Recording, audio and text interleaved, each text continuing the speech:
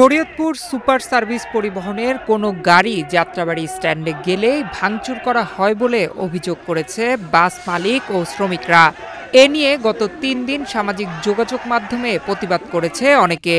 ১২ জুলাই শনিবার সংবাদ সম্মেলন করে মালিক গ্রুপ ও শ্রমিক নেতারা বলেন, যাত্রাবাড়ি থানার যুবদলের ফাহিম নামের এক নেতা ৫ কোটি টাকা চাঁদা না দেওয়ায় গাড়ি ভাঙচুর ও শ্রমিকদের মারপিটের অভিযোগ উঠেছে।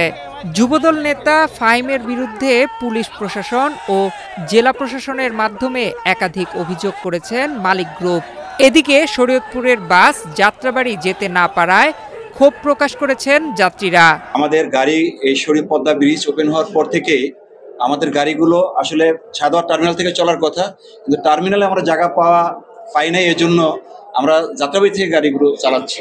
তো দীর্ঘ সময় আমাদের পরিবহনে চাঁদাবাজি হচ্ছে, তো সেটা আমরা আসলে সহনশীল একটা অবস্থায় ছিল। এখন যে অবস্থাটা আমি জেনেছি যেটা যে মালিক সমিতির কাছে তারা ৫ কোটি টাকা চাঁদা চেয়েছে এক যুবদল নেতা, যাত্রাবাড়ির নাম ফাহিম। তারপর থেকে আমরা গাড়িগুলি পাঠাচ্ছি যাত্রাবাড়িতে, কিন্তু আমাদের গাড়ি এ পর্যন্ত 25টা গাড়ি গ্লাস ভাঙছে, আমার 25টা শ্রমিককে মারধর করছে।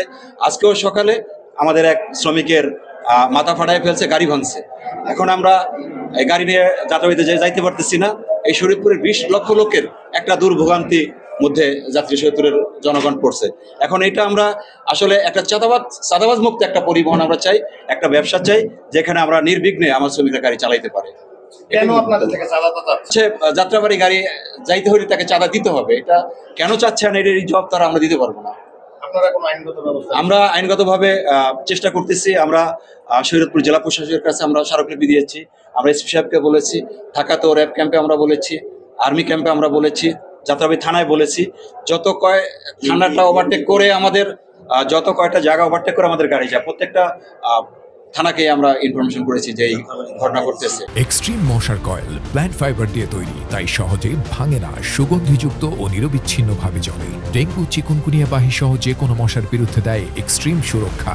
বর্তমানে এমন পর্যায়ে গেছে প্রত্যেকটা পরিবহনের থেকে প্রত্যেক গাড়ি প্রতি ১,৫০০ করে টাকা নিতেছে। আমাদের প্রায় ৫০-৬০টা গাড়ি প্রতিদিন আমাদের ৩০,০০০ টাকার মতো সে নিতেছে। তারপরে নতুন করে আমাদের যে ইস্টার্ন পুলিশ বক্সের ওই সাইডে আমাদের গাড়ি বেশি, ওইদিকে আমরা প্রশাসনের সাথে কথা বলে ওইদিকে গাড়ি প্লেস করছি। সেই গাড়ি প্লেস করার পরিপ্রেক্ষিতে সে প্রতিদিন প্রতি গাড়ি প্রতি আবার ১০০-২০০ করে আলাদা টাকা নিতেছে। ইদানিং আবার সে 2টা প্লেস চাইছে। আমরা শুনছি যে সে পর্যায় করবে 10টা প্লেসে দাবি করছে আমাদের। তো এইটা আমাদের মালিক সমিতির পক্ষে, মালিকদের পক্ষে দেওয়া সম্ভব না, কারণ আমাদের প্রায় 200 গাড়ি। যাত্রাবাড়িতে আমাদের গাড়ি সুপার সার্ভিস প্লেস করতে দেয় না।